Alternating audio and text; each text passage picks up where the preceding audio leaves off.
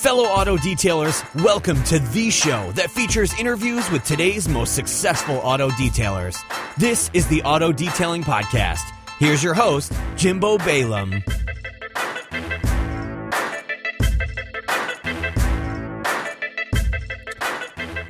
Welcome to episode 258 of the Auto Detailing Podcast. I'm Jimbo, your host, and today on the show we have a special treat. That's right, your special guest to listen to this week is none other than me. Yeah, sorry to disappoint if you're disappointed, but actually I sat down for an interview with Matt Moreman and Brian Orr for Matt's podcast, the Dialed In podcast, and we ended up recording for almost 2 hours. So this is a 2-hour long episode, so I'll keep this intro really short, but I want to encourage you guys to listen to it because I really think it's going to quickly become one of the most listened to episodes, not because of me, but because of the content that I share. I don't think I've ever opened up this much on any podcast or anywhere really. So there's probably a ton of stuff that you're going to listen to on this episode that you've never heard me say before. So I talk a lot about my childhood, my upbringing, what got me into detailing, all that fun stuff. So if you want some more insight on me, this will be the episode for you. Again, almost 2 hours long. I would like to say that it's an interview with Matt and Brian, but I feel like I talked most of the time, which was apparently okay with me. And I was exhausted after this interview, but it's a good one. So I enjoyed it. Thanks again to Brian and Matt for having me on the show. Hope you guys enjoy this one. Again, want to thank the partner for this week's episode. That is the Better Software Company. That is the CRM, or the Customer Relationship Management Software, or the online cloud-based platform to help you manage and run your business more efficiently and effectively and be profitable through that. And one cool thing that I've seen this week is on their blog at thebettersoftwarecompany.com. They've been doing some interviewing other detailers about how they've learned about the software and how they use it and how it's transformed their business, the detailers. And a lot of you guys are mentioning that you've heard about it through the Auto Detailing Podcast and through me. So I was very encouraged by that to see how it's actually playing out in real life. So if you want to get your free demo of the Better Software Company to see how it can make you be more profitable in your business, just head on over to thebettersoftwarecompany.com, tell them Jimbo sent you, and they're going to get you hooked up with a free demo. Hope you guys enjoy this episode of me.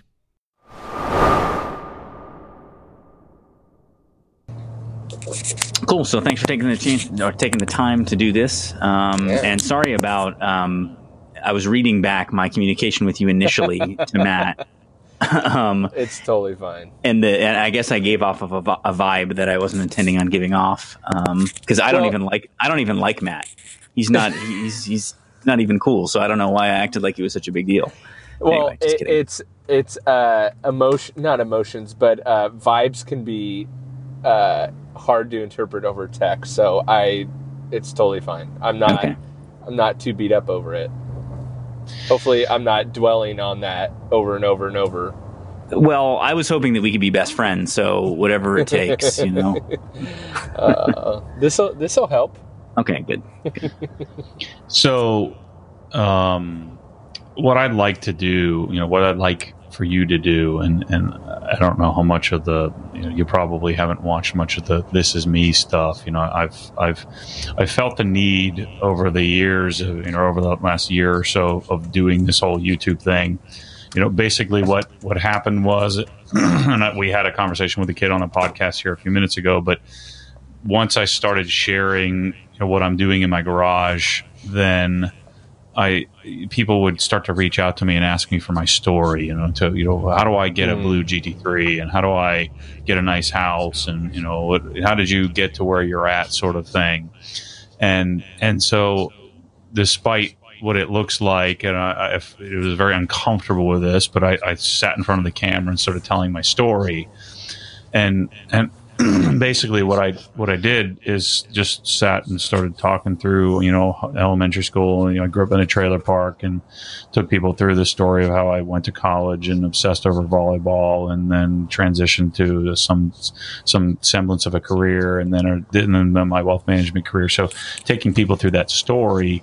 And I think that's what people connect with. So I was hoping, Jimbo, I was hoping you could sort of take us through your story and how you've gotten to where you've gotten today.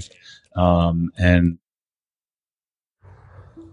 what, I don't understand the purpose of that. Then you never get into anything. All right. You're back. I'm back. So is the do not disturb on the iPhone the moon? I don't know. Let me look. It's funny. Because I don't want to put it on airplane mode, because then I'll lose my signal. Yeah, then you'll lose us. Yeah, that's not Yes. it. It's the moon. Yeah, do not disturb is the moon. Got it. Yep. Okay, now we're good. Yep. So how much of I guess let me what I'm hoping to get from you, Jimbo, is I'm hoping you'll take us through your story. I want to know the whole story. Now, if you haven't noticed, one or two of the things on my YouTube channel, it's like super long and boring. I like that stuff, and so that's what I'm producing. And so I want the super long. Of course, since it's your story, it would be boring. But I want to hear the story. How do you get to where you're at today? Of course, we want to hear the story of the auto detailing podcast. How does that come about? How do you get into detailing? What did you do before? What do you want to do in the future? All that stuff. Sure. So I'm hoping you'll take me through that. And interrupt me wherever you want and ask any additional questions you have that is not clear through me telling that story. And it is kind of boring. But I may skip around some spots. So if it's not clear when I skip around, cool. just let me know. But I'm, like I told you over text or whatever, I'm an open book. So literally whatever questions you want to ask, I like that. Just ask away. So, I was born on a Tuesday. Just kidding. I don't know. It starts out, I grew up in a really middle class family. When I was in 7th grade, my parents got divorced. And that really, wreaked havoc with my life. As far as there was just so much dysfunction. And through that dysfunction, I started really, having to fend for myself. There was always a roof over my head. There was always food on the table, but I really had to fend for myself emotionally, because my parents were going through something that was so emotionally taxing on them.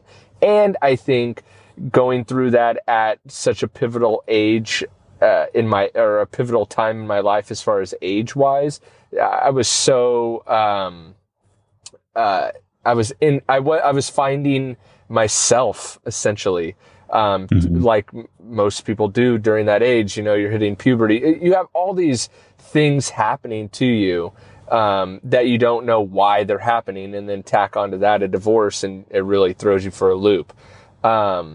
So that's really when, in hindsight's 2020. So looking back on it now, I could say that's kind of when, these tendencies that are really coming out now were just beginning.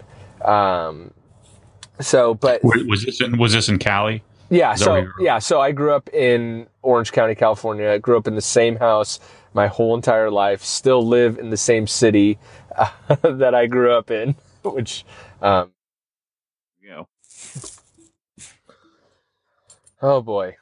I think the fourth time's the charm. No kidding. So I'll just pick up where I left off. Perfect. So yeah, it was me growing up in Orange County, California. I've lived in the same town my whole life. So yeah, even through the divorce and all that, stayed in the same house, lived with my dad. My mom's the one who moved out. But really, really through that time, I mean, that's a pretty emotional toll on someone who's so, at a time in their life when they're so influential. And I guess going back before that, my dad was a small business owner. So he was, and I think there's a difference between an entrepreneur and a small business owner. So I would classify him as a small business owner, which through that, though, he had schedule flexibility, could, come and go as he wanted, could dress as he wanted. And that always appealed to me. And so going through school, I was never good at school. I hated school, missed a lot of school, even through junior high, and really didn't care for people telling me what to do, which kind of plays into being a small business owner or an entrepreneur or whatever. Right. So, but I hated that. But I didn't hate authority in the sense of where some people like rebel and do massive amount of drugs and start, being in a gang, or I didn't do any of that. I was still a good kid. I just didn't like people telling me what to do. Mm-hmm. And I always saw school as you learn a lot of useless information. And so once I had that frame, school was really difficult to get through because I actually really enjoy learning. I just only enjoy learning about stuff that I want to learn about. Mm-hmm. Anyway, so in high school, I gravitated towards like any entrepreneurship class that I could get into or business class that I could get into. So I took a couple of those and also did really good in econ and government.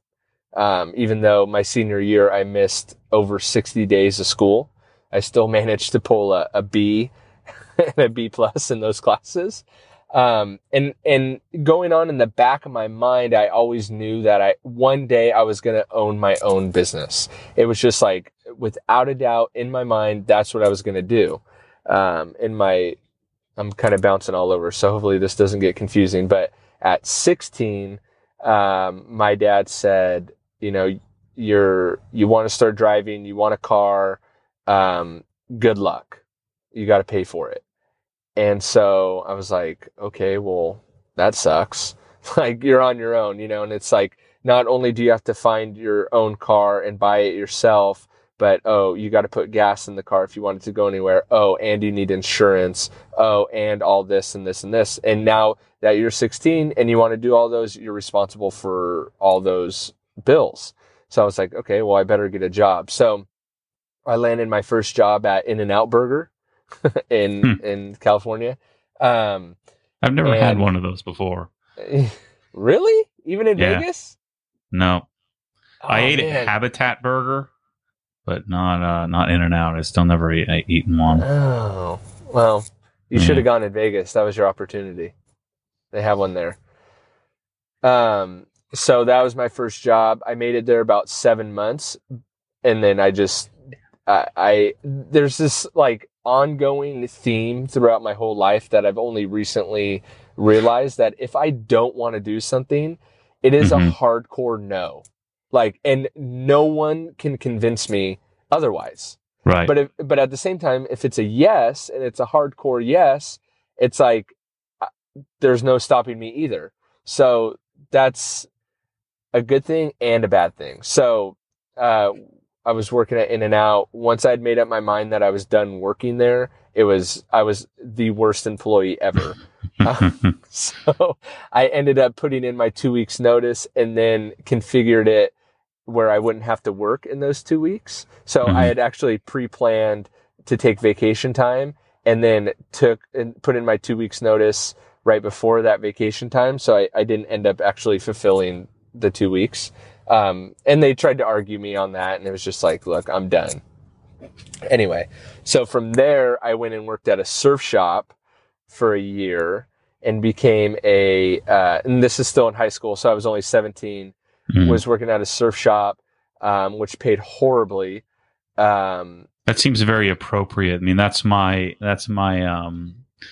you just seem like a California surfer dude to me for some reason. Yeah. Maybe it's my East Coast boringness, but that's the sense I get. But I grew up in a beach town. I grew up in a beach town. I'm right along the coast. Lived along the coast my whole life. Did surf a little bit, but have been immersed in that surf culture. you know. And in fact, the surf shop that I worked at is in Surf City, USA. So, but at 17, I'm thinking, you know, bikinis, girls. Right. I'm like, who wants to wear that funky In-N-Out hat and wear a uniform? I can go work at a surf shop, wear whatever the heck I want, and meet girls all day. The problem was they paid minimum wage. So, but I worked up the rank and became an assistant store manager within 8 months. And because, again, going back to if I focus on what is a yes for me, which was in that situation, I picked the position in the shop that I wanted, in the surf shop that I wanted. And then it was like blinders on until I got that position. And then once I got that position and it still wasn't paying good, and bills started to tack up, and going on in the background, I'd gotten in a car accident. Someone had hit me. So I got a new car, which now included a car payment. And then I had this weird thought in my head of, okay, now that I have a serious car payment, my car's never going to get dirty. I don't know where that came from. I don't know why that came about. But it was like, okay, this car's never going to get dirty. And mind you, I'm still like 17 and a half-ish, just under 18. And I started thinking about, that's when like the car care started to take place. So when is this? What approximately what year? This is about 2005. Okay, yeah, so you're 2005. So how old are you? You're what, 28? I'm 28 now. Yeah. Okay. Yeah. So this is about 2005. And I guess if I could jump back way back to middle school, I can really remember one point in time driving to school, looking at other cars on the road and looking at my own dad's car, thinking, why do people leave their cars so dirty? It's so gross. And even if you have like a crappier car or a base model car or whatever, a cleaner base model car looks, in my opinion, looks better than a high-end, say Mercedes, whatever, luxury sedan that's filthy dirty. So that was way back in middle school. So now that I had this payment in 2005, it's like, you know what? I'm going to make sure my car's always clean. I mean, always. And at the surf shop I worked at, there happened to be this kid that I befriended and we became really good friends. And he was kind of into cleaning his own truck.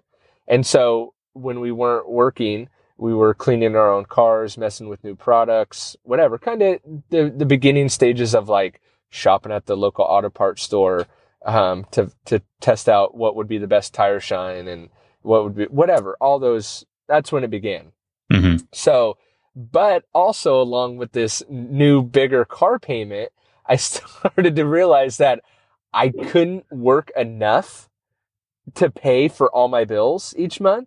Like I ended up negative every month. So that was becoming a problem of like, wow, I literally can't afford it. There's not enough hours in the day to add more minimum wage income. Exactly. Right? So, and I was still in high school, so I could only start work at a certain time. So I looked at getting a second job and just completely not going to school at all, but that wasn't really going to work out. So I decided, okay, I need to find a new job, and ended up, at a restaurant in my local town because I heard the guys that work there make good tips. And it was only night work and weekends, so I'd have my whole day, because now I'm like graduating high school and going into college because that's what everyone says to do, is to go to college. And I can't afford my bills, but I need to pay my bills. So I ended up actually getting fired from the surf shop because I didn't get along with the store manager. And so they tried to like have me quit, but I knew that if I quit, I wouldn't be able to, I can't believe I'm telling this. If I quit, I wouldn't be able to collect unemployment, but I needed some sort of income because I hadn't landed the job at the restaurant yet. And they were telling me, oh, you were going to have to wait till the end of summer to hire you at the restaurant. So I'm like, crap, I need to get fired so I can collect unemployment so that I could have some sort of income, to cover me. And so, I ended up getting fired which worked out for my benefit then. So I collected unemployment through the summer after I graduated high school. Mm-hmm. And I called myself a professional surfer because I would just surf all day, and yet I was getting paid.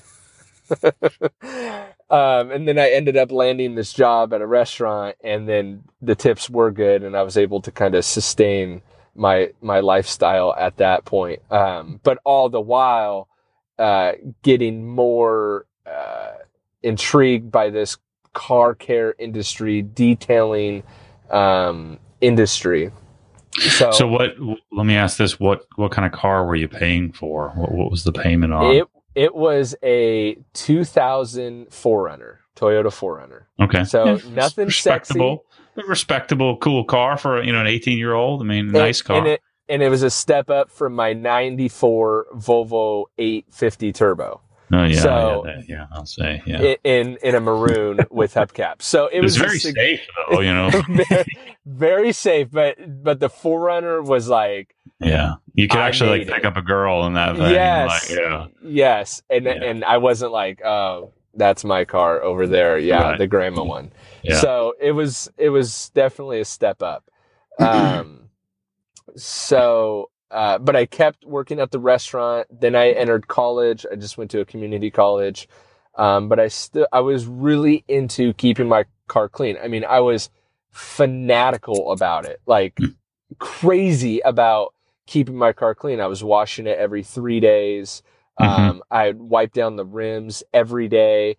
Always kept some towels in the back because, each destination I went to, I would wipe down the rims just for any brake dust. I wouldn't go some places because I knew that it would be too windy and it would get too dusty. I mean, just to an obscene level, you know. And so did you love that car? I mean, was that why?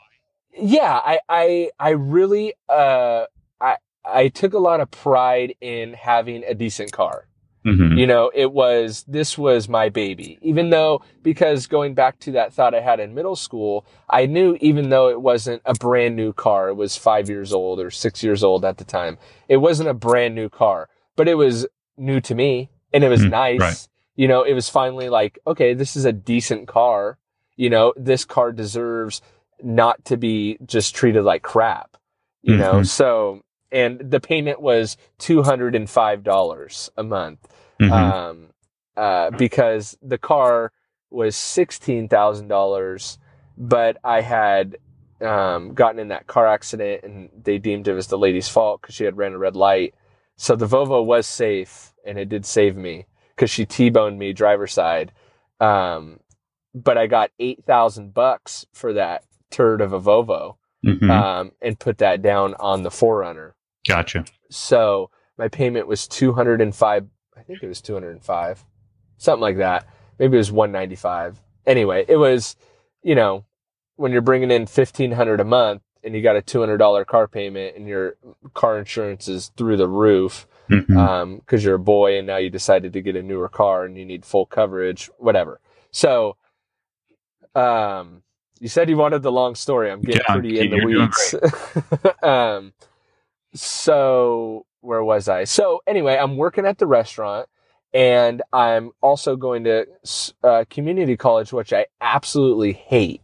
But if you remember back, and it's still around today, everyone's thought is go to college, come out of college, get a good job, then you get the house, then you get the wife, then whatever, right? So I'm like, okay, that sounds good. I want a good paying job. I don't want to be like a bum, you know, so I'll go to college and get a degree and then I'll figure it out from there.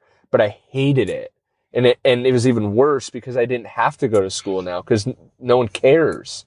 Really, no one cares if I'm there. And the attendance office doesn't call my parents if I don't show up, you know? So it was getting really bad. So were you paying for this or your parents? I was paying. Yeah. And I was paying for it. So I'm like, gosh, another added expense, even though community college is significantly cheaper, but another added expense on top of everything that's also taking away my time from being able to make money. So have more expenditures, yet less time to make up to pay for those new expenses. So,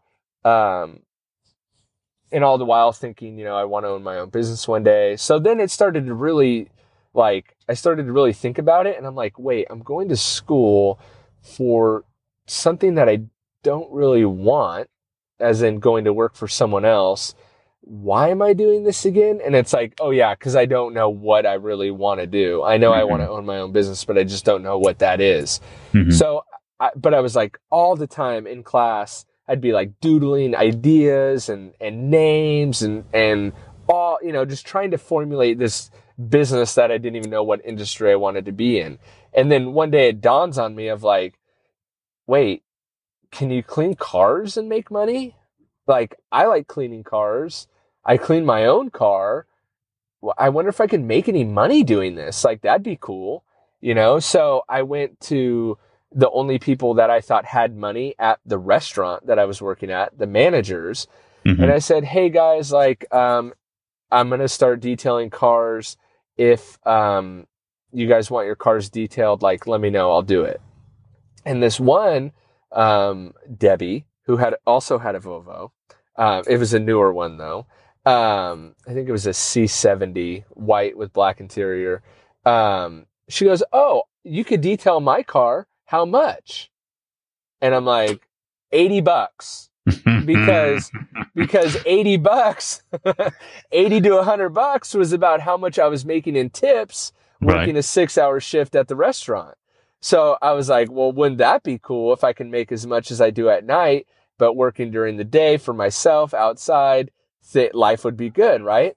So I said, I got to go to school, but I'll pick up your car after school and I'll bring it over to my dad's house and I'll detail it at my dad's and bring it back before I start my shift later that night at the restaurant.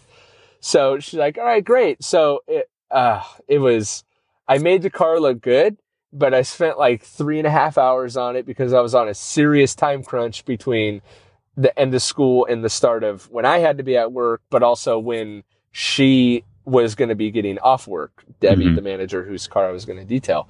So I end up putting on like some paste wax and some Armor All tire shine, some Armor All, because at the time Armor All made the highest shine over the counter tire shine, and I loved that stuff. I still make it. Done like Cali guys. See, Matt, tire shine is good. It's good stuff. Done Cali guys, shiny stuff and chrome rims. Yeah. Man, I like shiny. Yeah. And her whole car was shiny except for the paint. Her leather seats might as well have been, a slip and slide. I probably got a ton of sling on the side of her car from the amount of tire shine I put on. But in 3 or 4 hours working for myself, I had made the same amount of money that I made at the restaurant. Yep. So I was like, wow, I can make money doing this. And that's when I started really researching. So this is going to be 2007, late 2007, started researching like professional grade products because now I was going to be a professional. I was going to do this because, again, I made up my mind of like, this is it. This is the business I'm going to start. This is my ticket out of college. This is my ticket out of the restaurant. I'm going to do this. And so I really started to dive in, research, did a couple more managers' cars, but then also did I have 3 sisters, 1 older, 2 younger. I did my older sister's car because she had just gotten her first corporate gig and was making some money, had some extra cash. So again, another $80 detail. And then I'm like, man, these $80 are starting to add up and it's all cash. I'm freaking, my car payment isn't seeming so bad anymore. In fact, I can get a newer car. This is great. So I did. And that's when I stepped up to a 2-year-old Toyota Tundra. And nice. Got a truck because every guy needs a truck, man. Come on, and I'm making cash and but life is good. Did it have chrome wheels? I didn't get chrome rims. At least polished? Okay. I didn't. They were just the regular stock ones. I forget. Okay, whatever. I did get the rims swapped out I got the SR5 model, but I wanted the limited rims. So they swapped out the limited rims on the SR5 model, but they weren't chrome or anything weird like that. Not a big fan of chrome rims.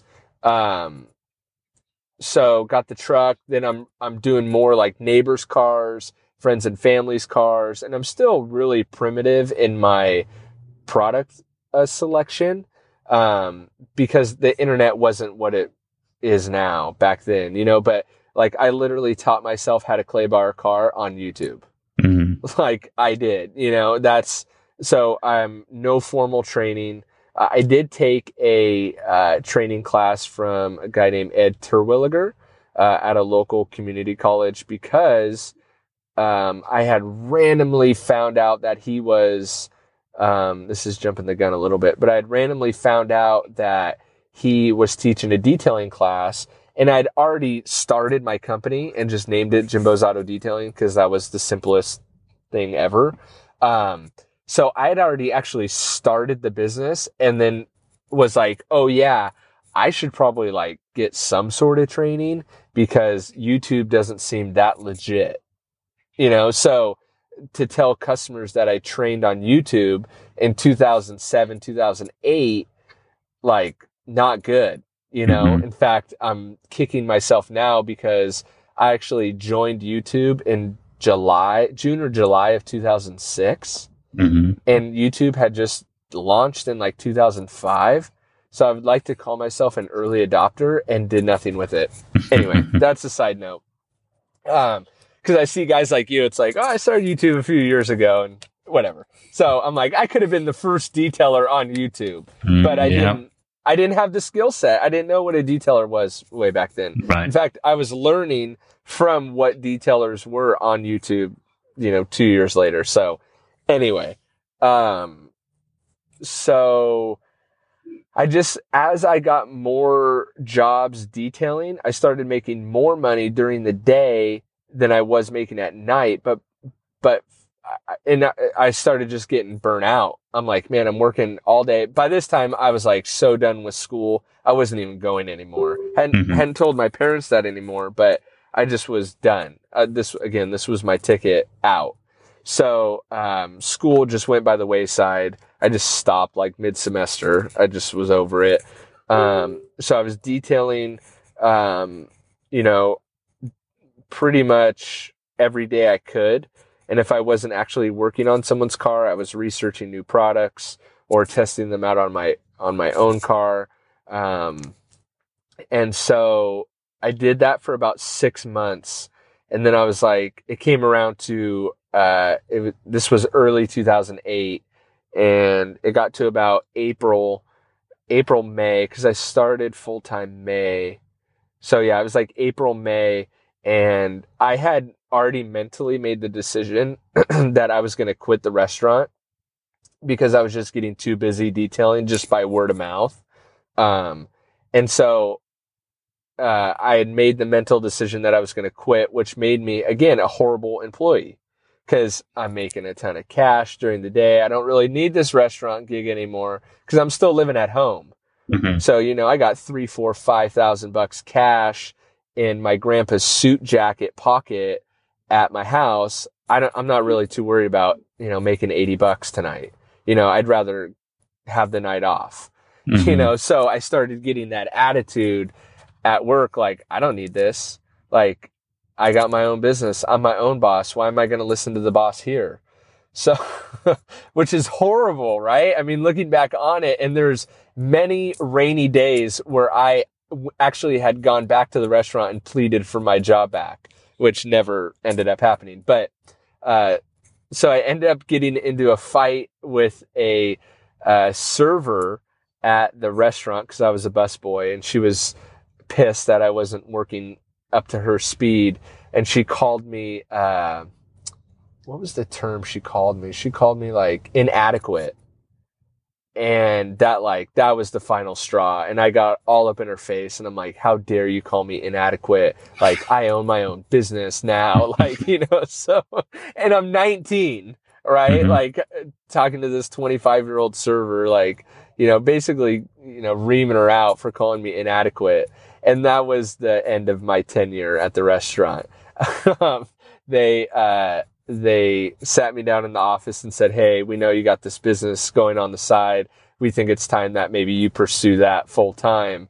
But I had been bracing for that conversation, and similar to what I did at In-N-Out with not wanting to fulfill my 2 weeks, they said, why at the restaurant now, they're like, why don't we make this, 2 weeks from now, we'll just end it. And I said, perfect. That's great timing. Cause I had just gotten all my shifts covered for 2 weeks because I needed a break because I was so worn out. So that night ended up being my last shift at the restaurant. And I was a full-time detailer. The problem was I didn't have like a detailing rig, and I knew that I wanted to go mobile because that was the cheapest option to get started.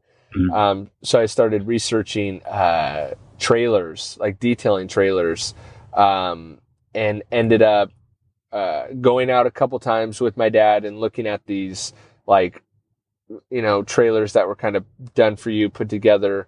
On Craigslist, mind you. I was only looking at Craigslist. I saw Right Look and all that, but those, $25,000-$30,000 quote unquote business package that included a trailer, though it was nice, it was just such a pipe dream that I'm like, there's no way I'm spending 30 grand starting this thing up. I can't even, I don't even know what 30 grand looks like, So, I ended up finding, I remember one time we went out and looked at this trailer, and I wanted it so bad, and it was like $2,800, and my dad was negotiating with the guy, and my dad only wanted to pay $2,500, and the guy wouldn't do it, and so we walked away, and I was like distraught. I was pissed. I'm like, this is my business now. Like, now I don't have a rig. What am I gonna do? Like, blah blah. And he was basically like, don't worry, something better is going to come along. Well, I was so mad, because I needed to borrow a little bit of money to buy the trailer. Even though I had cash, I wanted to keep some cash on hand. So I wanted to borrow the money from my dad to buy the trailer, and then I would pay him back. And so I was pissed that he wouldn't buy that first trailer that we looked at, for me. And so I came home that same day, was looking on Craigslist, found an enclosed trailer that it was a firefighter, and he started detailing on the side. And then, sad story, his kid got leukemia, so he was like liquidating his detailing equipment because he just couldn't do it anymore. And it was like this bitchin' enclosed white trailer, brand new, all brand new equipment. He was selling everything like $5,000. And I was like, oh my, this is it. So, and I told my dad, we called, made an appointment. The guy was like, oh, I have a couple other people interested. I'm like, dude, we'll come right now. Like, I want it. So we go out, look at the trailer. It's like perfect. Cause the guy had a friend who helped him set it up. It was like a dream come true. And then my dad offers we are dealing with the husband's wife. My dad offers her $4,500, and she's balking. They're going back and forth. I'm like, great, here we go again, right? Like, I really want this one now. This is better than the first trailer, and we're going to walk away from it. Anyway, my dad ends up coming up to $5,000 because I'm like, dude, this is legit. Like, I've been looking at trailers. This is the one. So we buy it for $5,000. I hook it up to the back of my truck, which apparently there was a skill set into towing a trailer, which I never thought about. Matt knows about the skill set of backing up a trailer. Apparently. Backing up a trailer. I have some videos where I left it in of me, backing up like 7 or 8 times to get like 10 feet. It's people underestimate backing up a trailer, which once you know how to do it, it's like the greatest thing ever, because you're like, oh my gosh, look at this idiot trying to back up a trailer. That's exactly what thousands of people told me. Yeah, what a rookie. But it's definitely a learned skill. Anyway, but okay, so I bought the trailer on a Tuesday. That Wednesday, so the next day, and I'd formulated some like detail packages on a nice, sheet of paper that I had made like 1 million copies of to hand out to people. And this is May of 2008. So Tuesday I bought the trailer. Wednesday, I was so excited to use the equipment, and there was a half a water tank left, that I told my girlfriend at the time, her parents, like, hey, can I come over and detail your cars with my new setup? Like, I just want to get acquainted with it, whatever. Well, they live on a corner house in a busy tract neighborhood that has a school right there, which I didn't really even think about. But I was out detailing their cars, and a lady stopped by and was like, hey, are you a detailer? And I'm like, oh crap. Like, yeah, what's up? Like, I sure am, like, this is my new rig. Can't you see? Of course, it had no vinyls or anything because I had literally bought it the day before. And she's like, well, how much do you charge? I'm like, well, lucky for you, I just printed out this price list. Like, here, let me give you one. Look how professional I am. And ended up landing that job that same Friday. And then from there, it was just like constant work. It was unbelievable. I could have sworn that there were no other detailers in my local area because the word of mouth was just incredible. And now, how much are you charging? Are you doing paint corrections, or is this like? No. Paint correction wasn't even in my vocabulary. Right. Yeah. I did know how to remove swirl marks, which would be a form of paint correction, because of that class that I took from Ed Terwilliger at the local community college. So I knew how to remove swirl marks, but I wasn't that concerned with like removing micromarring or anything like that. But it seemed that that's all customers cared about. And in fact, that landed me a lot of jobs. The fact that I knew how to remove swirl marks and not induce swirl marks, which is crazy to think about now, but so I actually landed a lot of jobs because I could remove swirl marks. But no, this was, a full detail for $150, which included, quote unquote carpet shampooing, which meant an all-purpose cleaner with a stiff bristle brush, and clay, because I knew how to clay bar a car, and a hand wax. And I'd spend 5 hours on it, but shoot, to make $150 in 5 hours was great. At 19, and again, my own boss, I'm out, I'm outside, everything's great,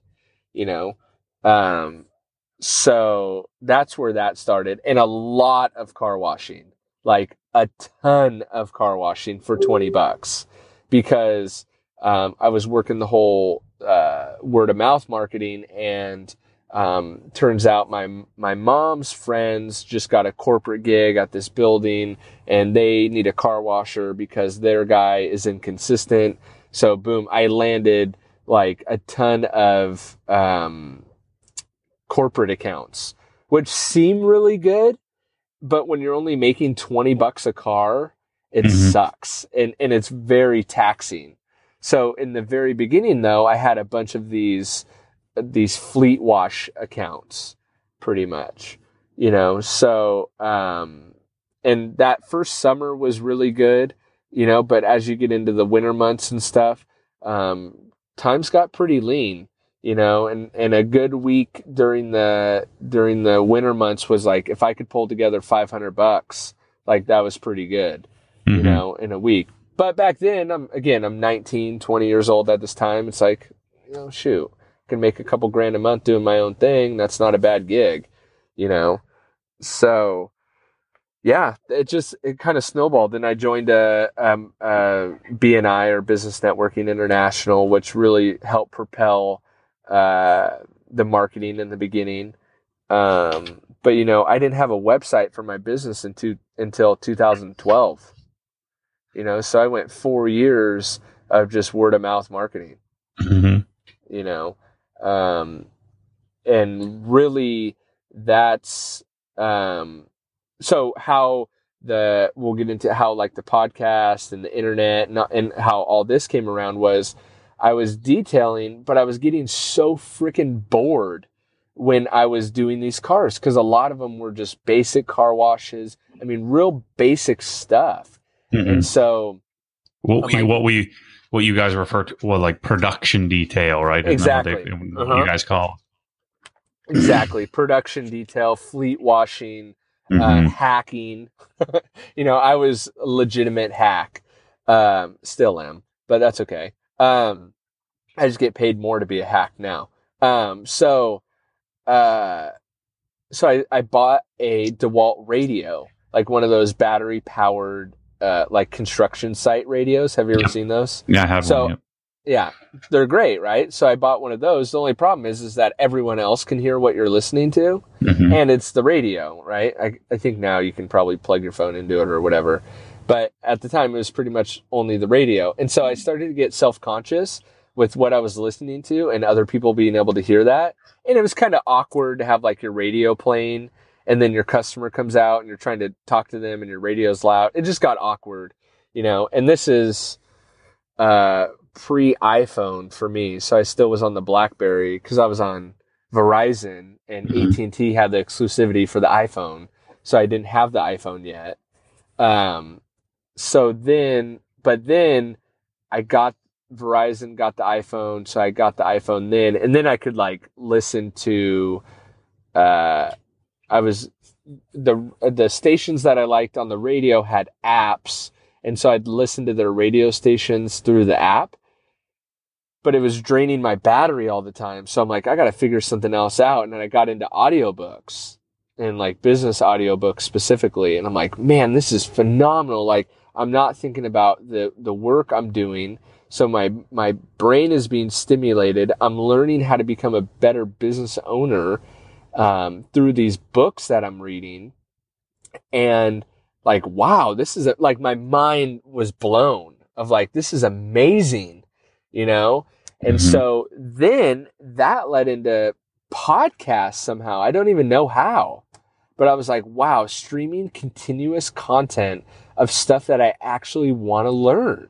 Like, this is amazing.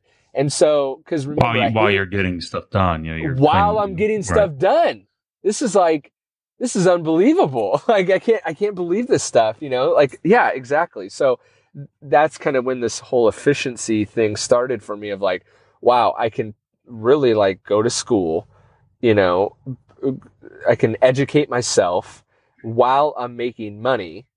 This is unbelievable. Cause remember before when I was actually physically having to go to school, it irritated me that was taking time away from me being able to make money.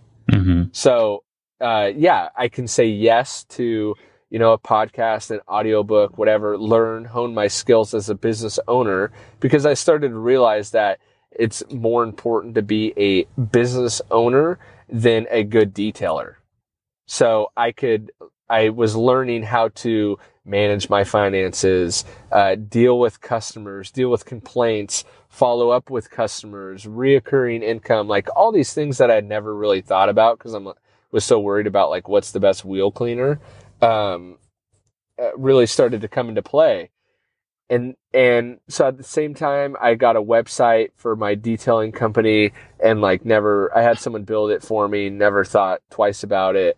And then after audiobooks started to get expensive when you're like one a day, cause I could literally sit there and listen to the whole audiobook. So I'm like, okay, this isn't sustainable long-term at $20 a day. I'm literally blowing through books and I can't find enough books to like that I'm interested in, that are on the Audible platform or whatever. So I started messing with this thing called podcast, and got really involved into some like business podcasts and just started devouring hours and hours and hours of podcast. And that's when the whole internet marketing, online visibility stuff started to resonate for me. And I found it really interesting. And I so thought, what are you listening to, Brian? Yeah. I need to ask. So what is the very first podcast that you got addicted to? What was it? Entrepreneur on Fire. I knew that was going to be John the Lee answer. Dumas. And, I started listening to him. He was in, episode 200, so real early on. Internet Because I'm a Business podcast Mastery. rebeller. I listen to these self-help things that you guys like. Brian loves his crap, and I can't handle it. Matt's like, Matt can't listen. Yeah, he has an attention span of like 5 seconds for this kind of thing, and he starts. And I understand that. Like, I can't just like sit in front of my computer and listen to a podcast. I can't do that. So the only time I listen to podcasts is when I'm out working. So like, I don't just sit in my car and listen to a podcast. I don't have a long enough attention span, but I listened to Entrepreneur on Fire, which led into Smart Passive Income. Yeah, which Pat led Flynn. into, That's what I was going to say. Yeah, Pat yeah. Flynn. You guys are a bunch of freaking get your own dreams.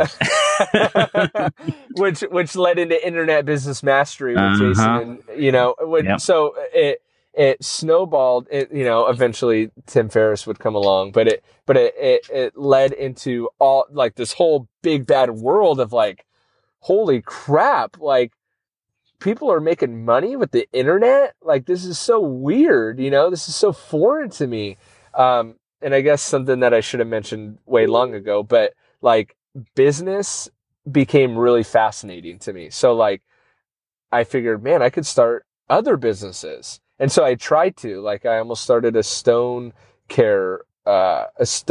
floor care company, cleaning stone floors. I never launched that because I was dumping so much money into Jimbo's Auto Detailing that I literally had no money left over because I was reinvesting everything that I was making. And so I couldn't muster together $2,000 to start a stone care business. And I still regret that to this day. And then I started a odor removal business. So I was removing odors in cars, which is where it started, but also apartments and houses, which it was really good money, but that fizzled out because I just couldn't focus on it enough. So business really intrigued me. So as I saw these people making money online, I was like, whoa, like, this is incredible. But they were still dishing out enough business tips that I was incorporating into my physical detailing business that I didn't really think about starting an online business, So, but in 2012, detailing was really starting to take its toll on me. And I'm like, man, this isn't sustainable long term. Like, I don't want to be 40, 50 years old and be doing what I'm currently doing. I'm 25, 26. It's cool, but I know that in 25 years, I'm going to absolutely hate this. Like, this is going to suck. I don't want to be on my hands and knees cleaning, Joe's rims. Like, I know that I don't want to do that. So what am I going to do? I don't have a degree to fall back on like everyone said I needed to. I got to figure stuff out now because I don't even want to be doing this in 10 years. So I figured I got 10 years to figure my crap out before I don't know what. So I was talking with this guy one day. I'm like, man, like I would like to start a podcast, but what would I talk about? And why do I want to start a podcast? Because it'll begin to start an online business. Because that's what I thought. Maybe I'll try to start an online business. But again, what am I going to talk about? I don't have anything to talk about. I'm just a stupid detailer, like a little detailer from Orange County, California. Like, I don't have anything to say. What am I going to even talk about? And this guy looks at me one day, Pete, who actually did a couple joint ventures with recently. He goes, I don't know. Why don't you talk about detailing, you idiot? He's like, that's what you do for a living. I'm like, but do you really think people want to like know how to clean a rim? He's like, dude, just take your iPhone, plug in your headphones, and start recording little 5-minute or less quick tips and just start putting it out there and see if it resonates with anyone. And I said, okay, I can do that. That's easy. But let me see if there's any other detailing podcast because, maybe I'll like steal their content and create my own, or maybe I could become a better detailer while I'm detailing. Like, how cool would that be? So I went into iTunes or the podcast player on my phone and searched auto detailing, and nothing came up. There's nothing. Yeah. And I was like, my phone must be like bugging out. Like, what the heck? So this was around 2012? 2012. Yeah, this is like... Yeah, Ammo. Yeah, Larry hadn't started his yet either. Well, he had, but he didn't, and he maybe has changed it now, but his tags and his essentially iTunes SEO doesn't have him show as up. a detailer, right? Yeah. I think his first episode was like 2013 or something like that. So so maybe it was... Okay, so maybe I know you're the Larry. So you're before. Well, Larry fanboy. So, I was talking about detailing podcasts. There's only two of them, yours and his. Well, I guess mine if you want to count me in the mix. Yeah, but there was literally nothing, and so I'm like, but I thought it was my phone like glitching out or whatever, and so I went home and like searched it because I'm like, there has to be like autodetailingpodcast.com, like that is someone. Come on, guys, it's 2012. The internet's been around for a long time. Like YouTube is, YouTube, and that's going crazy. Like there's gotta be a detailing podcast, and there wasn't. And I was like, oh my gosh, this is like the story that I hear on Entrepreneur on Fire, Smart Passive Income, Internet Business Mastery, the podcast that I've been listening to, and these people having these quote unquote aha moments. I'm having my real life aha moment. Like, this is incredible. This is what I've been waiting for. And so as soon as I could, I got the domain autodetailingpodcast.com. But there's one underlying problem in all this. I don't know how to build a website. Right. So how do I have an internet business if I don't know how to start a website? Sorry, I got my timeline mixed up. Before I started the podcast, I taught myself how to build a website because I thought if you build a website, build it, they will come. All I have to do is build a website and I'll start making money online. Like, it's very simple, So I taught myself. That's all that self-help crap you're listening to. Exactly. It's just passive income. You don't have to work. You don't even have to work. It's all passive. Dude, like passive income. Like there's nothing else to say. There's nothing else. You just build a website and all of a sudden you start getting checks. Like, duh. Yeah. And so I did that. I'm like, this is great. So I taught myself how to build a website from YouTube, from all the online resources. And I built this little website called the Mobile Auto Detailing Academy. And based off of the Internet Business Mastery Academy. Right. So because I'm a mobile detailer. So I created the Mobile Auto Detailing Academy and built this whole website. It was a membership website. Wishlist member. Yes. All that. Like, and this is coming from, look, I didn't have my first website until 2012 that I didn't even build myself. I paid someone. I had no idea what WordPress was. I didn't know any of that. In fact, my first website, jimbobalaam.com, I was going to do business tips, and that was a Squarespace site. So then I built out this mobile auto detailing academy.com, and I had a couple sleepless nights because I couldn't figure out what are plugins. I didn't even understand the difference between having a domain and having it hosted. I'm like, what? Don't you just buy the website and you're good to go? What is this? Why do you have to host it? Like, that doesn't make any sense.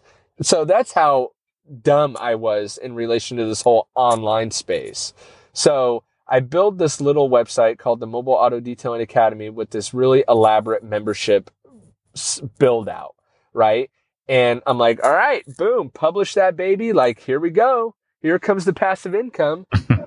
And then reality slaps me in the face of like, no one knows you. Like, you don't have an audience. You can't sell anything because your website doesn't even show up anywhere. Like, you're an idiot. So then I was like, crap, I need to build an online following just like I built a physical following that we call customers, right? So an online following is just an online. Because you don't want to teach your customers how to detail, and they wouldn't be customers anymore, right? Nor are they interested in that, right? So, and I didn't even try to work that angle at all. I was really focused on trying to build an online following. So I thought, crap, how am I going to build an online following? And sorry, I got ahead of myself, but that's what led into the podcast. Mm-hmm. And so when I found out no one had autodetailingpodcast.com, I saw that as my gateway to create this online following. So I did exactly what that Pete guy said, was I would be out working and I'd either come across, a customer accuse me of breaking their air vent in their car. I'd talk about that. What do you do when you come across these really nasty rims? How do I clean it? And so I just started recording myself in my car, which is funny that I'm now recording this with you in my car, even though I didn't want to. I just started recording it in my car and being really candid about it. Like, hey guys, welcome back to my mobile auto detailing or my mobile recording studio, AKA the front seat of my car, of my Swag-a-Wagon, which at the time was a 2006 Chevy Express. It looked like a rapist mobile, and in the background, everything's clinking and clanging, and I'm recording from my iPhone headphones, and like, it's so primitive and so like unprofessional and so lame, and I'm like, I don't think anyone's going to like this. And I went on Fiverr and got like this super corny intro, but the goal was I need to promote this mobile auto detailing academy because that's my passive income stream, and so I launched late July, and then I actually joined John Lee Dumas's, Podcaster's Paradise, but couldn't afford it. So what was that? What was that at the time? Like $1,200 or something? It was $1,200, right? But he had a payment plan. You were there? No. I didn't do it. So you anyway, didn't go have ahead. $1,200. Yeah, well, I didn't have $1,200 because in the meantime I had gotten married and had a kid and blah blah blah. So I had no money, right? So, but I needed to learn the ins and outs of podcasting. So this sounds so bad. So I joined Podcaster's Paradise on the monthly maintenance plan or the monthly payment plan of like, I think it was like 130 because it was more a month if you paid by the month than all up front. But he had a 30-day money back guarantee. So oh no! I knew I could afford the first month, but nothing else. Oh gosh. So this is horrible. So, and luckily John's doing well enough that my money doesn't matter. But I joined, got some free information, and then within the 30 days refunded. So that's how I started the Auto Detailing Podcast, is like that. And that's how I learned how to get my RSS feed in iTunes and blah, blah, blah, blah, blah. So, and that's how I knew how to launch I think I launched with 7 episodes, so you get 7 downloads from one person and all this like new noteworthy juice in iTunes. Exactly. We never got any new and noteworthy juice. We never got any of that stuff, did we? I don't know. I didn't make it into new and noteworthy. And if you think about that, it's good visibility, but from everyone that gets it, they say that it doesn't last, so I would rather have good iTunes searchability and come up when people search like certain key terms versus showing up because like when just people browse anyway. So, that was the start of the Auto Detailing Podcast, which was great that I was the only one doing it. Like, if you go back and listen to my first episode, I'm like, welcome to the first ever auto detailing podcast, like, and talking like I'm the only guy out there putting out detailing podcasts. Cause at the time I was, but I thought, okay, I'm getting like the first day I got 7 downloads, which was me. I downloaded all 7 episodes of my own podcast.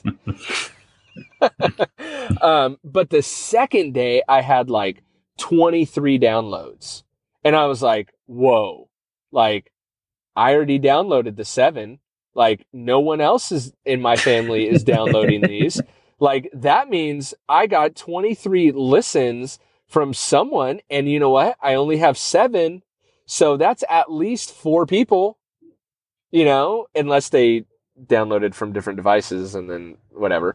But I'm like, okay, that's 4 people that randomly found my brand new podcast out of the blue. Like, I'm onto something, you know?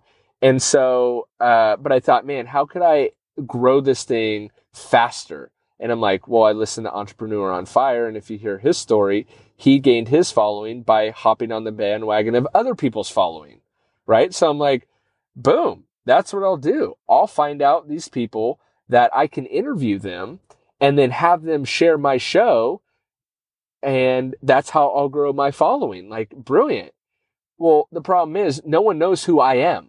So to get in with, Rennie Doyle or Michael Stoops or Jason Rose or Barry Maguire, or to get into with any of these people that have any bit of a following is impossible because no one knows who I am. I can't just email Jason Rose, who at the time was at Maguire's, and be like, hey, bro, mind if I come down for an interview? Like, he's like, who's this guy? You know what I mean? So I Google auto detailing podcast, and in a LinkedIn forum post from 2 years previously, this guy, Matt Gibb, had said that he would be interested in being on a podcast about detailing. That in this forum post, the podcast never got started. But I found this guy's Matt Gibb. And so I figured, shoot, who's Matt Gibb? Like, but he wants to be on a podcast. Maybe he'll be on my podcast, you know? So episode, I think it was 7 of the Auto Detailing podcast was with Matt Gibb from Australia. And that gave me my first interview, which then I could leverage and say, hey, this guy came on my show. Would you want to come on my show? Rennie Doyle, you know, who come to find out had a podcast in like 2005, but only hosted it on his own website and blah, blah, blah, blah. So then I got Rennie, and then it was like, then I could leverage Rennie to get Jason Rose. And then I got Jason Rose and I met Michael Stoops, and then I had them, and then I had Jason, Michael, and Mike Pennington all in one room together. And then I was coming up to episode 100, and it was like, hey, Jason, do you think I could interview Barry Maguire? And he's like, I don't know, man. Let me see. And then, you know, a couple days later, I got an email that was like, hey, are you sitting down? Barry has agreed to be on your show for episode 100. You know, and then I'm sitting in Barry Maguire's office talking about Maguire's. And I'm like, what the heck? You know, and it's like, and I'm slowly watching my download numbers go to like from, you know, 23 or 24 that one day to 0 the next. And then I interview Matt Gibb and I get up to 70. You know, and then I remember I had Scott Perkin, who's Scotty's Shine Shop up in Canada, and he mentioned it that he was coming on the Auto Detailing podcast, and I had 171 downloads that day. And I was like, I've made it, guys. Like, this is awesome. Like, 100 downloads? Are you kidding me? Like, this is incredible. So, and going on the back end, I was promoting the Mobile Auto Detailing Academy. And I don't want to exit the app that we're using, but I think it was September 2012, I got my first online sale, and it was for $97. And someone had bought the Mobile Auto Detailing Academy, which I'd since now taken that site down. But I made $100 online, and I was like, oh my gosh, like, I cannot believe I just made $100.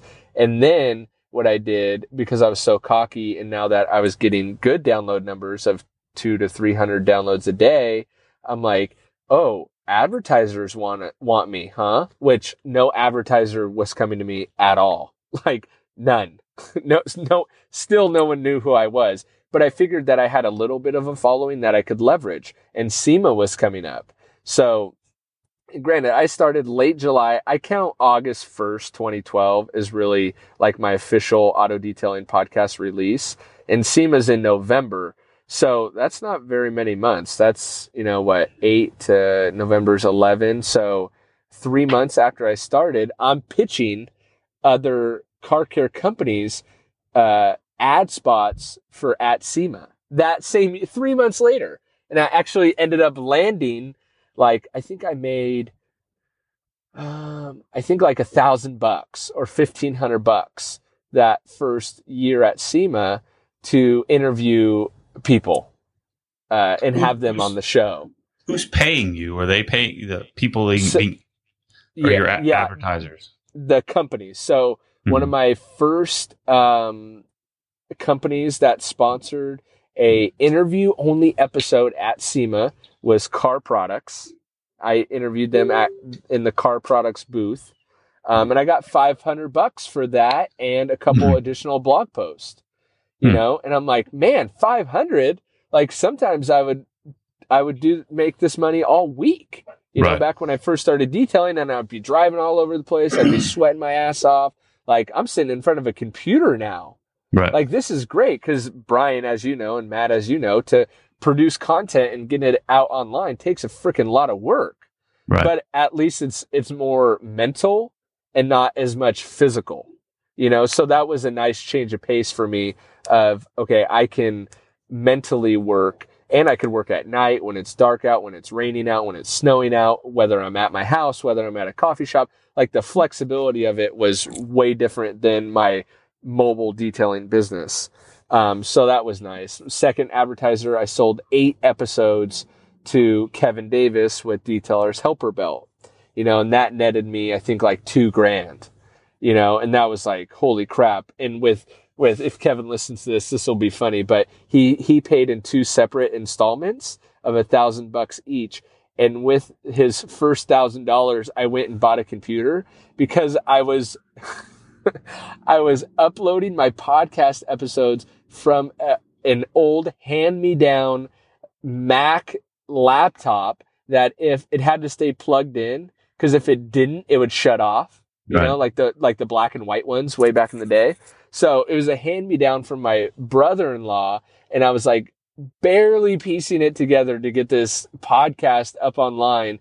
And I got Kevin's payment of $1,000 and went and bought like the cheapest Mac laptop I could afford, and had to convince my wife, like, I have to buy this because I literally can't move from where the laptop's plugged into.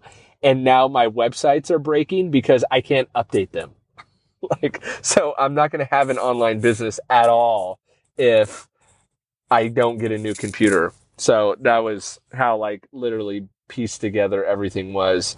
And then since then, really have focused on like, how do I continuously grow my following but be transparent about it and be real. So that's what a motivating thing for me always was, of like, look, I'm going to give you the down and dirty of like real world detailing.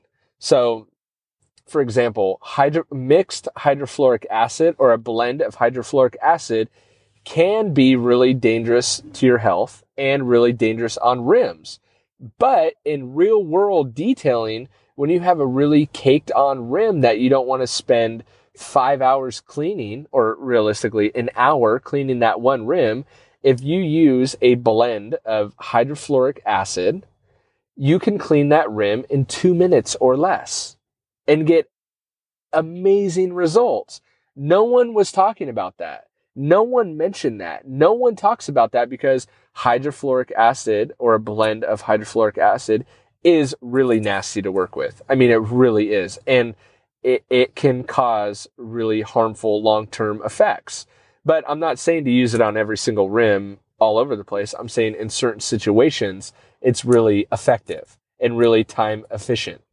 You know, so I really wanted to come at this online business space, especially as it relates to detailing, as really transparent, really open, really unconventional, and just really raw, really real, which helped me because I couldn't afford any fancy equipment. So, you know, me saying like, hey guys, I'm in my mobile recording studio, aka my car, was because I couldn't afford anything else. Like I was broke, you know, like I'm doing this online business to help supplement my physical business, because I'm making good money detailing, but I live in Southern California. The rent is insane. You know, I got 2 kids. My wife doesn't work. Like I'm making decent money detailing, but my expenses are just through the roof. You know what I mean? So And I'm trying to, like, you got to buy a website and you got to buy a plugin and you got to buy, like, so I'm spending like $100 here, $100 there, trying to limit it, but still trying to invest enough to just start this side hustle, you know? So the podcast is really my side hustle. But what I thought is, man, I need to be like unbelievably authentically me, because I want people to resonate with me as a person. And Matt, kind of like how you say, like, I'm boring, but that's how I do it. I'm long format, but that's how I do it. And for me, in that same sense, that was really important to me, because I wanted people to like me for who I was. So I didn't want to be this fake, phony BSer on my podcast. And then someone meets me in reality and it's like, whoa, this guy's totally different. Like, what's up with that? Or be this one way on my podcast, but then someone writes in and they're like, hey man, like, love the show. And then I'm a total ass in response to them. You know what I mean? So I'm and still continue to be very vigilant of that, of being like, this is who I am. And I think, Matt, you say, like, on one of your social media, something that's like, this is who I am. Like, this is me. Like, and then you go into some other things, and I really, all or nothing, right? All or nothing. That's what it was. So like, I really resonate with that, because I'm like, look guys, like, on the podcast and on this podcast, this is me. This is who I am. Like, and that's what, when I text you, Matt, like, I'm an open book, man. Like ask me anything and I'll tell you, because there's so much hype in the detailing space, and there's so much fluff, and there's so much crap, and it drives me nuts, you know? And I remember being that startup guy, being like, okay, I'm trying to start this business for as little amount of money as possible, because one, I'm borrowing some of the money, but also I'm only charging, $20 to wash a car. So I need to find the best products, and I can't buy 4 different brands because I need the best. And I got hosed on a lot of products that claim to be the best, but were junk, and that really bugs me even to this day. Like, as I say that, I'm like, that drives me nuts. Like that a company would go to the great lengths to call their product the best, and then you get it, you spend your hard-earned working money on it, and it's junk. And one of my missions is to combat that, and also, do you cuss on your show, Matt, or no? No. Okay. Keep it clean, brother. If you're a total jerk, in person, but then online, you're portraying to be like this super friendly, outgoing guy, I have a problem with that. You know what I mean? And so, that's probably, Brian, why I had hesitations, but I'm like, who's this guy? Like, so I was like, hey, Jimbo, Matt is the most awesome online guy ever, and you would really, your podcast would be so much better if you have him on. And he's willing to come on your show. Yeah, I told you. And I'm like, what? Like, this guy? Who does this guy think he is? I just read it. Yeah, I did. I read it to Matt. I was like, what about what I said was made you sound like, or made me sound like I was a jerk? And I read through it. And I'm like, oh, willing. But, meaning, tell them what you. But okay, I want you to know exactly what happened there. So I'm the podcast nerd. Matt doesn't listen to podcasts, so I'm looking through. I listen to your podcast. I'm like, oh, this is pretty good. I think it might work for Matt to come on. And so I message you out of the blue without him knowing, and right. And so you say sure, and I'm like, okay, great. And so I text Matt real quick. I'm like, hey, would you be willing to go on the auto detailing podcast? And he's like, sure. And so that's literally the conversation. And so then I message you right back in. He says he's willing to come on.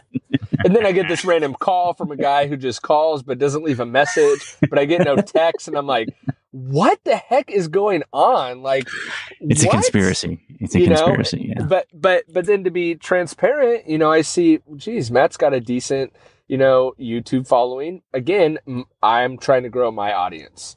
So if I could partner with other people to grow my audience, I'm all for it, which is how I met Darren Priest, Matt, who I was with at SEMA. At the time, I was actually introduced to him through Chris West as the best detailer no one's ever heard of. And so I thought, man, the best detailer no one's ever heard of. What a title, And so I start researching this guy, and at the time he had 16,000 YouTube subscribers. And, this is like a year and a half ago. And he's also like lives 20 minutes from my house. Mm-hmm. So I reach out to him like, hey man, you want to meet up? Kind of like what Brian did to me with you, Matt. So I have respect for that because I've done it a lot. I've been on the flip side of that of like, hey man, want to meet up? And sounds like a drug deal. Yeah, it does. What about I want? So me and Darren end up meeting up, and I'm going into it for selfish gain of like, I'm trying to get onto his following. It turns out me and him just end up hitting it off like we're best buds. So that's cool too. Anyway, I wasn't sure where I was going with that, but so, I can respect Brian reaching out, and I can respect you taking the time to meet up at SEMA, even though, it's, for me, almost selfish of like, I want other people's following. But at the same time, I'm willing to work and produce good content for that.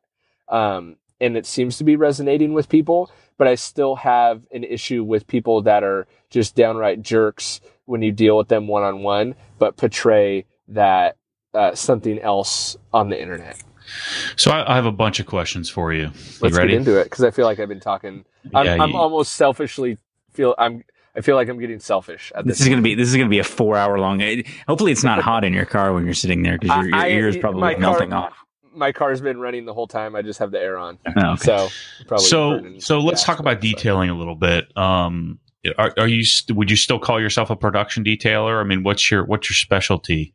So I've really transitioned out of that. Mm-hmm. I'm definitely not. And I actually work very hard at not being a quote unquote correction and coding detailer only. Mm-hmm. Okay. So I'm not I have, I have one last office building that I do on a weekly basis. That would be my production work. Mm-hmm. Is it just you, or is it you have it's just me. Mm-hmm. Just me. So I've tried to hire guys at least once a year, and it never works out. Never. So I don't want to shop because I don't like having that thought of being pinned down to one place all day in and day out. Like that gives me severe anxiety, let alone the overhead of a shop. And with an online business now, it's not where my focus is. So my focus isn't on growing my detailing business. My focus is on growing my online business and teaching guys what I've learned. So that's my growth strategy, has to do with my online activities. So to do a car, let's say that I show up with an M3, and okay. I'd like you to dial it in, whatever your definition of that is. Okay. What's that going to cost me? So with that being said, that I don't want to be a correction and coding only detailer, I still do correction and codings. Oh, right. So, certainly. Right. Yesterday, the day before, I did a full correction and coding on a brand new Range Rover. Mm-hmm. So, if you came to me with your M3, I'm big on communication. So with my customers. So if we talked on the phone initially, I want to know why you're getting your car detailed, the last time it's been detailed, what bugs you about your car now that has brought you to the point that you want to get it detailed? Are you mainly worried about the inside of the car? Is it, my blue jeans rubbed on the seat and that bugs me. Did someone throw up in your car? So I go through, I ask a ton of questions. Like you're profiling the client, right? 100% profiling. Mm-hmm. And from all those questions, I get to the point where it's like, okay, I think this package would fit you perfectly. Because you know how many hours it's going to take for you to do that, and then you have a rate. Exactly. You have a rate in your head. I mean, you're obviously not publishing that to the client at the time, but you have a rate. And and I'm balancing that rate out because I know what I want my rate to be. Mm-hmm. But when you go charge a customer $300 and you're there an hour and a half, they start getting pissed. So that's where the whole back end communication comes in of like, okay, so I would reduce it down to exactly what you want done. And in most cases, that's going to fall between the $150 and $300 mark. So because the fact of the matter is, in my market, most people don't care and can't see paint correction. They just can't. I have a guy with an Audi A7 black, and his son was pointing out the flaws in the paint. And so the customer asked me about it, this older gentleman. And I said, hey, look, tell me what you're seeing. And he's like, I don't see anything. I just see shiny paint. I'm like, okay, so for me to charge you $500, $600, $800 to correct something that you can't see, would you find value in that? And he's like, no, it would look the same to me. I said, okay, so why would I spend a day or two fixing your car, charging you a boatload of money for something that you can't see? Like, to me, it just doesn't make sense. And maybe I'm an idiot for not charging enough and just taking the guy's money and being cool with that. But to me, I can't justify that, So that would make me a hack, I think, in a lot of circles, that I'm willing to let cars go out full of spider webbing. But like, hey, the customer's happy and I made my money, So you have all this experience. I'm be honest with you, I'm shocked that you would charge $300 to do any car ever. I mean, if someone was going to pay me to do it with my level of experience to detail a car, like if Brian showed up with his F350, I mean, But hold on, Gs, what if it only took you an hour? Doesn't matter. Okay. Brian, interesting. Brian tells me this story all the time, and I've been using it like crazy. I keep asking him to tell me the story, but you do a better job telling it than I do. But I'm going to tell. We already told it on the podcast once, and if I tell it again different this time, then everyone's going to know I'm a poser. I don't care. That's what I'm afraid of. Tell it to me. Okay, so it's Picasso's sitting in a coffee shop, and the lady walks up to him and says, "Can you draw me something real quick on this napkin?" And he says, sure, absolutely. So he takes it from her and makes a little sketch. It takes him 30 seconds, maybe a couple minutes at the most, hands it back to her and says, that'll be $5,000. She says, $5,000 only took you 2 minutes. He says, no, madam, it took me a lifetime. It's like that. There's the same story about there's a boat that's broken down in the harbor, and they call out an engineer, and the engineer comes up with the suitcase, or he's got like a little, personal bag. And he's, no one can figure out how to get the ship up and working and blah, blah, blah, blah. So the engineer's looking at it, and he takes a hammer out of his bag and hits the side of this pipe, and the whole ship, turns back on, and they get the bill later for $30,000. And they're like, $30,000? I mean, same premise as the story you just told. Like, you were there 5 minutes. And he's like, no, it took a lifetime for me to find out what pipe to hit to make the whole boat turn back on. But here's what I have to say to that. So what guys listening need to understand is that you need to understand your market. Hold on. It sounds to me like you're attached to this, what you're worth. I just know that, I mean, if I live next door to you, and I know this dude has a freaking podcast, he talks to all the biggest detailers in the world. He's the ringleader. And you came to me, or I came to you and said, hey, dude, I'd like to do my car. If you told me $300, I'd freaking walk away and say, no way. I mean, if you're only charging $300, he must not be as good as I think he is. I know I would pay at least $1,500 to correct my car. Man, I think that. Well, okay. So I think you need to. It's not my. I don't want to. It's not my job to sort of teach you here. You guys are going to start fighting on the podcast. This is going to be good. Not at all. No, this is good insight. I think you need to charge freaking crap ton more. So in that, and I'm moving in that direction, because. So what are you using? What products are you using? Like, what's your go-to? Like for let's say polish. Let's say a go-to polish on a typical car, and it's a Rupus machine. Either well, for the car that I coated on Monday, I used my Rups 15 with M100 on a Buff and Shine orange closed cell foam pad. It really, I stock a bunch of stuff with me because I never know what's going to work. But But you got legit stuff. You're not. Oh yeah. I mean, you're using the same crap that all these other guys are using.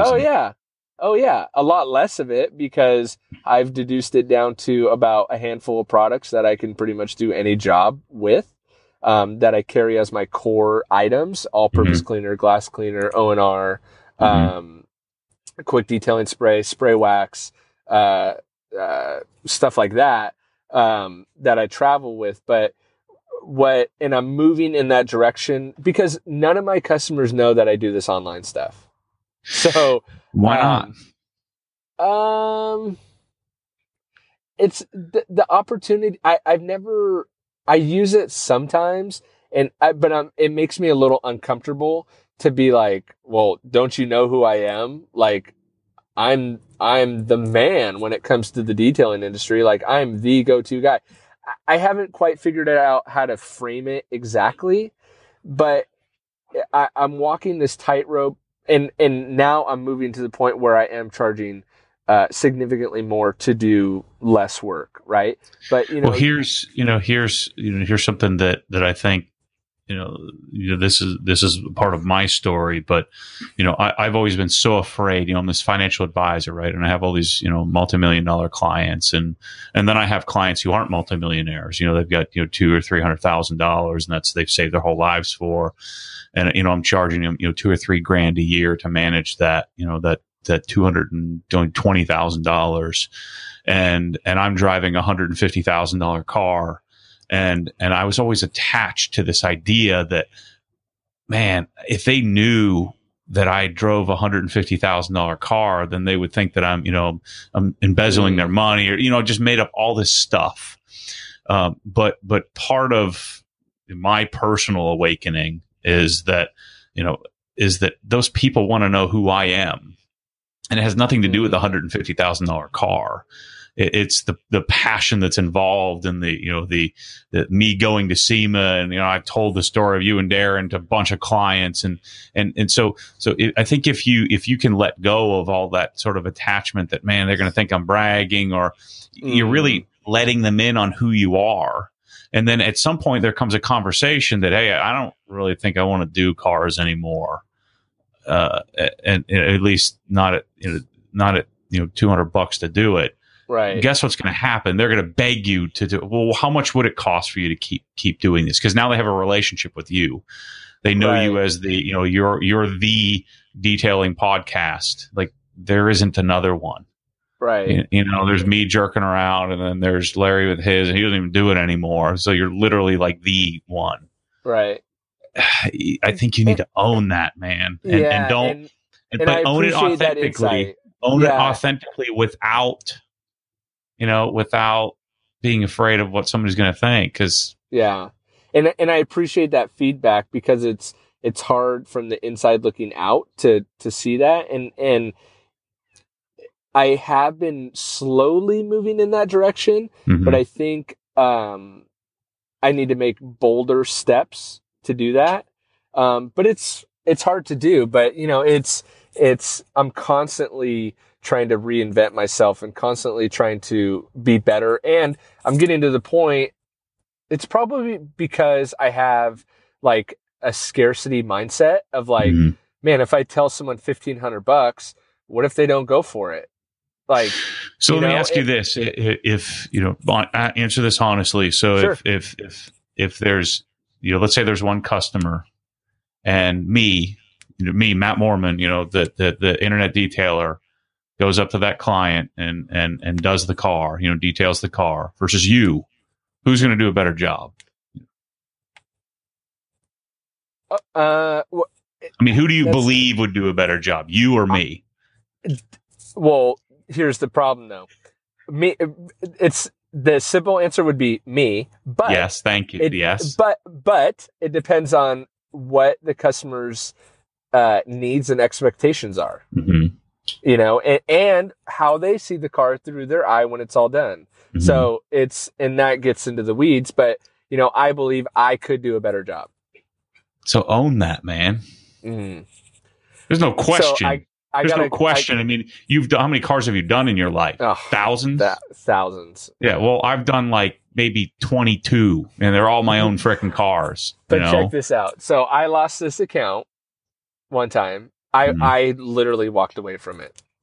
And I recently got it back, but I'm about to walk away from it again. So unless some things change. So this guy has, this guy has a boatload of cars, man. I mean, nice freaking cars. Like, it's just got tons of scratch, right? Tons of money. Tons of money. Tons of money. I was charging him like $125. Or he asked me like, hey, how much to wash like these 3 cars, right? And they're always garage. It's like a GT3, GT4, and like a Carrera or something like that, right? Like little cars, but nice cars, right? Mm-hmm. They don't get driven that much. I'm like $125, you know, and because I know I can knock it out in 45 minutes, like right. No big deal. So, and I'm good with that. He was like, "Oh my gosh, $125? Are you kidding me? Why so much?" And maybe it's the market that I'm in. I get that all the time. Okay, let me step in here real quick, because I think I relate to sort of your blue collar story. I mean, obviously we relate a lot. We listen to a lot of the same podcasts and all this. I'm an HVAC contractor. Okay. So air conditioning contractor. That's what I do. And that's what I've done my entire adult life I went to trade school when I was 16. So that's all I've ever known. And I always told myself this story about, you know, this is the feedback I get, and people complain about my prices now. And I used to, in the business, even probably 3-4 years ago, we were charging $70 an hour was our book labor rate. Right. And so I would just look at my numbers consistently, and in sections of the business we would make money, but in service, you know, going to your house, fixing your air conditioner, which is very similar to what you do. Honestly, you're you're traveling, you're going to people's sites, you're fixing what they want fixed, right? You're cleaning their cars and detailing their cars. Sorry, I said cleaning. That's a bit wrong word. You're detailing their cars. And so I would look at my numbers and I would say, man, I need to do better than this, but my customers it's going to be a problem. It's going to be whatever. So all in one fell swoop, because I finally just got fed up. Just things weren't going. I increased my labor rate, the rate that we work off of, to $140 an hour. So I essentially doubled it. At that time, we were already at 80, and I went from 80 to 140. Mm-hmm. And the story I told myself is, oh man, we're going to lose everybody. It's going to greatly reduce our volume, and our volume went up that year. The only people who would have complained before, they just went away. Right. They just totally disappeared. They stopped complaining. I stopped having to listen to them, and our customer satisfaction rate went up that year, because now the people who we're working with are all people who aren't price motivated anymore. Now they're motivated by what it is that we actually provide, which is quality. So I'm hearing you, and I'm not, of course, I'm not telling you your business or anything like that, but I've been exactly where you are. And I'm shocked. This year, again, we were so busy this summer that we couldn't get to all of our customers. So I temporarily increased our diagnostic fee significantly, like over 50%. And we got no complaints. And Jimbo, I'm not trying to tell. I'm fascinated by what people charge and numbers and dollars. Yeah. I'm not telling you. I'm trying to encourage you mostly. If it sounds like I'm being awesome and telling you how awesome I am, that's not what I'm doing. Nope. I'm totally taking it as encouragement. And again, it's, I'm moving in that direction, and I completely see and agree with everything you guys are saying. And I think if detailing itself was my long-term game plan, I would be more motivated to do that, but it's just not. That makes sense. I just, like, people ask me all the time, oh, why don't you open up a shop? Why don't you have a crew? And I'm like, it's not what you want. It's just, so detailing for me right now is just kind of there, and like I get calls, cool, great. But like, I am completely obsessed with online activities, like completely. So and not to give myself an excuse at any rate. In fact, to go to your point even more, I should be charging more because it's taking away from what I really want to be doing. Mm-hmm. So I really should be charging even more. And I have incrementally raised my rates a little bit, but, I still have those those rates of like, well, if a customer wants that, it's going to be this. But so why not connect them? I mean, that's what you're doing, right? They're connected. And I somewhat do. Like, I have them linked up on my Jimbo's Auto Detailing or jimbosdetailing.com page. There is a link to the podcast. And I do talk about it in the About Me and description. So they are linked a little bit, but I'm just not like, when people are like, well, why do you charge so much? It's not like, well, this, and this, and most of the time it's just like click later, like out of my budget, here's another example. This girl called me. She's an Uber driver. Someone threw up in her car, right? So she had, it was on like the mat, I think just the floor mat. And she said, do you do that? And I said, yeah, I won't clean up chunks, but if you just have like the, remnants or the stain, essentially, I could do that. Well, how much? $200, right? Which I thought was freaking cheap, right? To deal with someone's barf, which is pretty gross anyway. She's like, oh my gosh, that's way too expensive. I could get it done way cheaper. Click. I was like, okay, like, fine. So there's a lot of that, but I think I would just have to go through a lot of that to get to the one customer that's going to pay the $1,500. You know what I mean? Mm-hmm. But again, it's not my focus. It's not my long-term goal. It's not my retirement plan. It's not any of that. Right now I am doing that to support my lifestyle because I have this other side hustle going that's growing and starting to bring in some more serious money. That is more scalable, not affected by weather. You know what I mean? So there's that going on in the background too. Have I left you guys speechless? No. I'm in awe.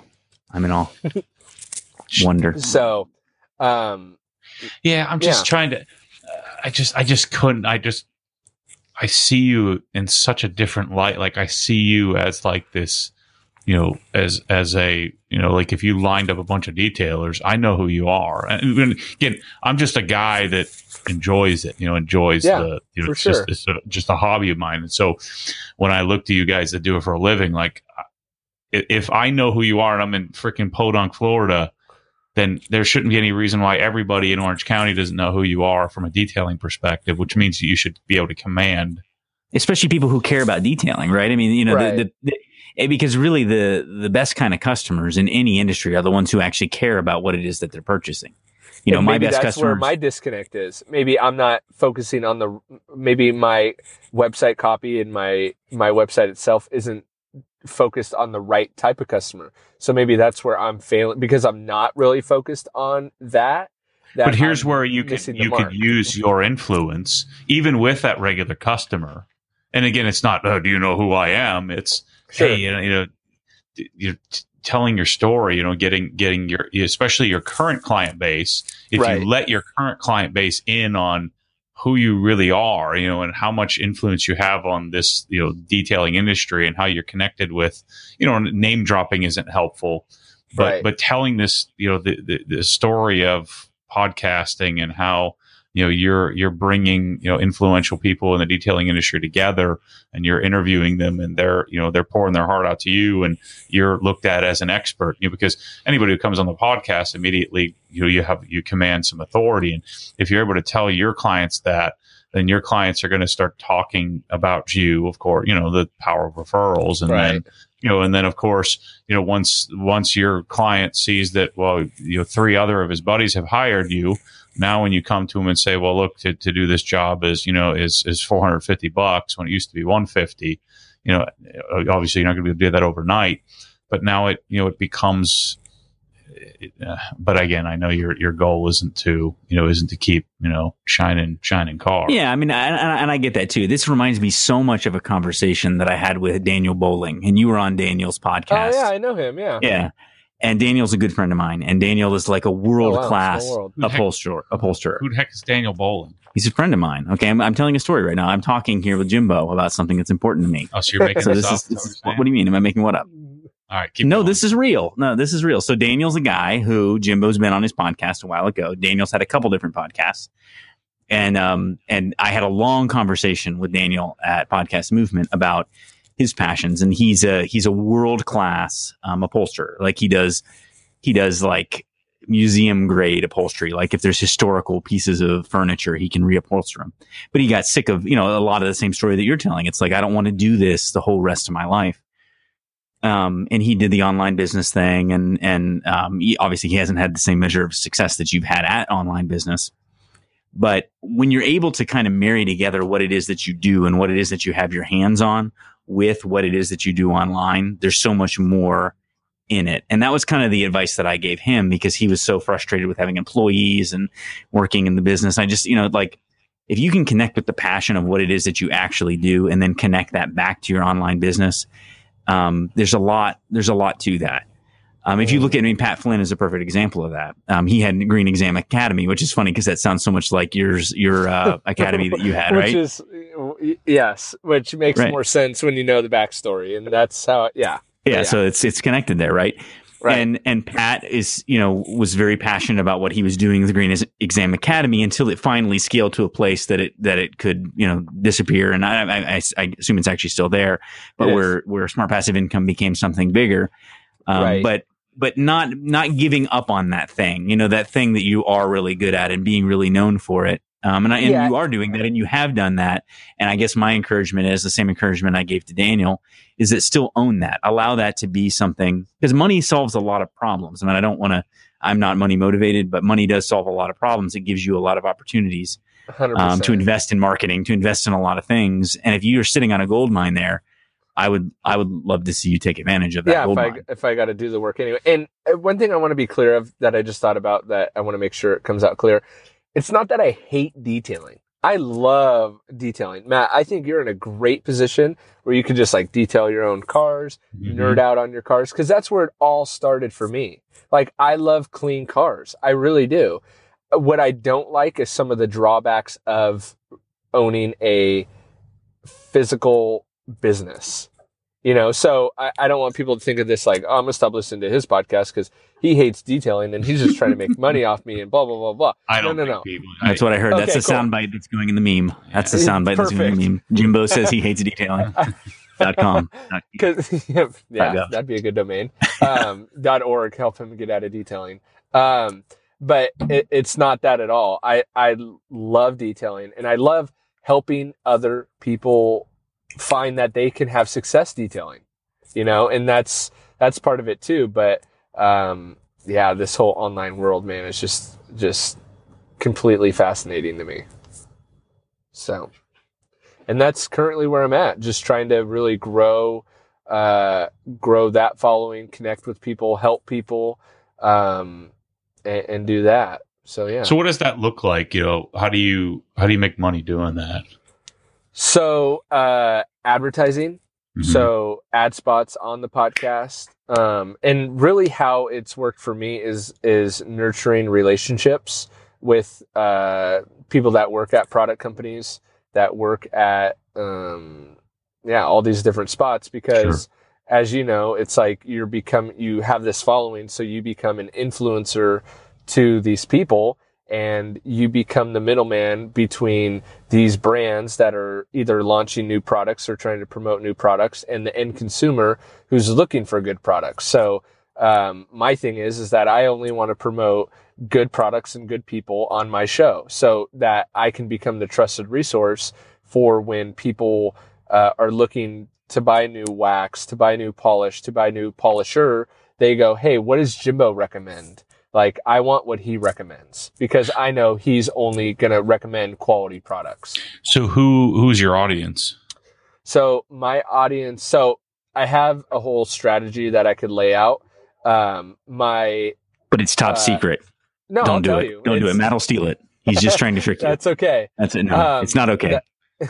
Sorry, go ahead.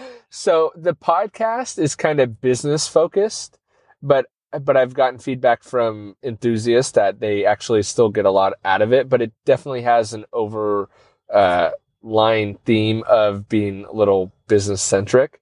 So that's all and well, but I really have a plan to try to capture the consumer market as well. And that is more on a national and international so regular brand. people, not pros. Regular people. So that'll be done through, and that's actually something I'm really excited to talk about that no one has ever done in the detailing space on a legit level. So I'm going for national and international. So here's generally how it happens in the detailing space. A person like me in my position gets picked up by a product brand, right? And now I work for that product brand. And that's the person you're going to see at the SEMA show working the booth. That's the person you're going to see at detailing.com doing the training, blah, blah, blah, blah, blah. Now, that's every other product doesn't exist in the world. Exactly, right? That's not my goal, okay? Because, and it's not, I don't think those guys are sellouts at all. I think they're doing what's best for them. Like, kudos to them. I respect all those guys, right? But my goal is I'm going to be the go-to guru for business detailers who are looking to start or grow their business, and also the consumer when they're looking at the new product, at what product they need to keep their car looking great. So that's going to be done through, like, I'm going to be on the Today Show. I don't know when, but I'm going to, as the car care guru, right? Kind of like they have like the people cooking and stuff like that. Like I'm going to be that guy. And that's not something that exists right now in the detailing industry. Sure, there's, Rennie details Air Force One, or Joe Fernandez does the Museum of Flight, but no one has broken out of the industry, and maybe Larry a little bit. He's starting to do it. I see that. But really no one's broken out of the detailing industry and bridged that gap in a big way between consumer and product companies. Does that make sense? Yeah. So my goal is to be the face of the car care industry as a whole. Like, I'm going to be the go-to guy. That's the first time I've ever said that. You know that? When somebody asks you to, what's in your garage, what's in your personal detail kit, you're able to say, 17 different brands. It's not exactly. It's not I don't want to be, because for me personally, though I don't consider those guys sellouts, for me it would be selling out. Yeah. Because I know that company XYZ doesn't make the best products across the board. It's impossible. That's no fault to them at all. But even the top car care brands in the world have products in their arsenal that suck. That's just the name of the game. That's how it is. So for me to represent a brand solely and say every single product in our lineup is the best, all-purpose cleaner, is the best polish, is the best compound, I couldn't ethically do that. And not saying that any of those guys do. I think they would all say that there's a couple products that they don't like in their product range, but they would never go on the record and say that, Right. And I don't want to be in that position to where I have to. That's where mistrust comes in, and I'm not there. I would. I see that in my Facebook group all the time, where there's some people that are, seriously butthurt about, Joe Blow from XYZ Detailing, and they just can't handle. I saw it freaking last night. You just can't handle that person is, working for that company. So there's anything they say is, so there's a large demographic of people that just can't handle, right? Somebody being unbiased about, about a product. The trick is when you cash the check, are you going to negotiate with the company to make sure that you're allowed to say what you want to say? And that's like we were talking at SEMA with Darren and stuff like that. He was approached by a company and they're like, "What do you want? Anything, anything you want." And like his first 3 requests, they were like, "Nope, we can't do that." And he's like, "Okay, I'm out. There's nothing we can do here. And guess what? I'm not going to recommend your brand anymore." Right. Like, because you showed your true colors. And like like Larry says, Larry just chooses, I'm just not going to cash any check. I'm just going to sell my own stuff. I listen to that with him on your podcast, and I actually think that's a great disservice to the industry, because I understand where he's coming from, but I think it's actually hurting guys down the line, because now Rupes doesn't think that they need to pay anyone. And the correlation I make is that if you go out, Matt, and detail someone's car for $50 or $60, which I know you wouldn't, but in my market, there's guys doing full details for $100. Mm-hmm. That screws me over, because then I come in and go, hey, it's 1,500. And they're like, 1,500? Who gives a crap? I don't care what you do. I can get this guy to do it for 100. So in the same sense, and I get it because it's Larry's conscience and he wants his conscience to be clean. And he doesn't want to be beholden to anybody. That. He doesn't want to owe anybody anything. 100%. And maybe that's where it comes in of like, he has certain terms that he needs to hit and they're not willing to do that. So he's like, fine, I don't want any money then. But how I interpreted it as, man, that's a bummer, because you're right. If they don't have to pay him, then if they don't have to pay him, right, they're definitely not paying me. You know what I mean? And that hurts the guys that trickle down the line. But I respect his decision to do that. I just think I equated it with how I see detailers undercutting each other, and I saw that as a form of undercutting people. So whether that's that's just how I saw it. That's okay, Jimbo. When you're on the Today Show, it'll all be okay. We'll all be backing you. I'm not even mad about it, but that's how I interpret it. Yeah, you'll all be Facebook messaging me. Remember us when. Remember us when. Brian's checked out on our detail talk. I could sit here and talk all day. But what do you mean? Just the fact that I'm checking Facebook incessantly is giving you the tip that he's got 9. Don't know what the heck you're talking about. It's only been almost 2 hours. Yeah, we've only been recording for 2 hours. Jeez, we got 2 more to go. No, I appreciate it. I appreciate it, Jimbo, and I appreciate you being willing to get past my douchey seeming initial request and see through to the solid gold heart that is Matt Moreman. I'm glad I did. I really have enjoyed meeting both of you guys and Matt in person, and I'm excited to do this. If you're ever in Florida and you want to visit the real proper Disney World, you can stay at my place in my guest room. I've been there once. Okay, I've been there once, and it to be honest, Disney World puts Disneyland to shame. Yeah, Disney World is incredible. Yeah, incredible. Are you planning on? So my final question to you: are you planning on going to Podcast Movement in Anaheim next July? 100%. Now that they're bringing it to me. All right. You know? Yeah, I may see you there. So. You will not see me there. I can promise you that. Really? I was going to try to talk you into that. Podcasting. That'd be fun. Yeah. I think I might be able to talk Matt into it when the time comes. Once we have a good enough audience. Yeah. Got to convince him on that. Matt, I'll detail your car for cheap. Does that help? No, he already told you. If you do it for cheap, then he won't hire you. So that's true. That's funny. I'm just talking about perceived value. You know. I hear you. And I know you get that. I do. Cool. All right, brother. We'll have to let's keep in touch, and if you think of anything I can help with, just shoot me a call, shoot me an email. I appreciate that. Definitely.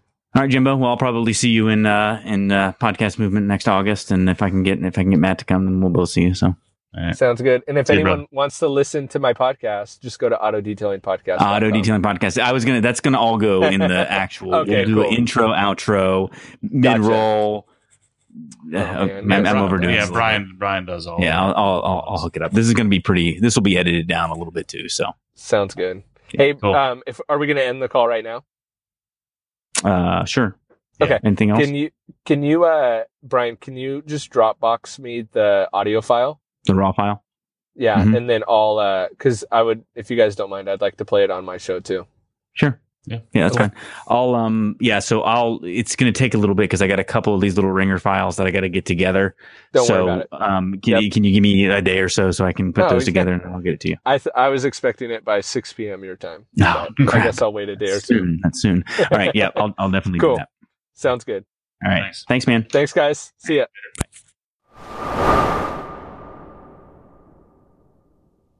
Bye. All right. I hope you guys enjoyed that episode. That was episode 258 of the Auto Detailing Podcast. I hope you guys enjoyed it. If you made it all the way to the end, thank you. I really do hope you enjoyed it and gained some good insight into me that will help encourage you wherever you are in your detailing journey, whether that is starting a business or not, just staying as a hobbyist detailer, which I think is awesome. I hope you still got some valuable insight and feedback and encouragement from my story. Hey, by the way, I've been doing a lot of blogging over on autodetailingpodcast.com, a lot of written word, which I really is painful for me, but I really wanted to get some stuff down in writing versus just audio. So go ahead and, if you feel so inclined to, check that out at autodetailingpodcast.com. In the top menu bar, it's going to have, I believe it says detailing tips instead of blog, but that is essentially the blog. Check it out. Let me know what you think. Again, hope you enjoyed that one of me with Brian and Matt.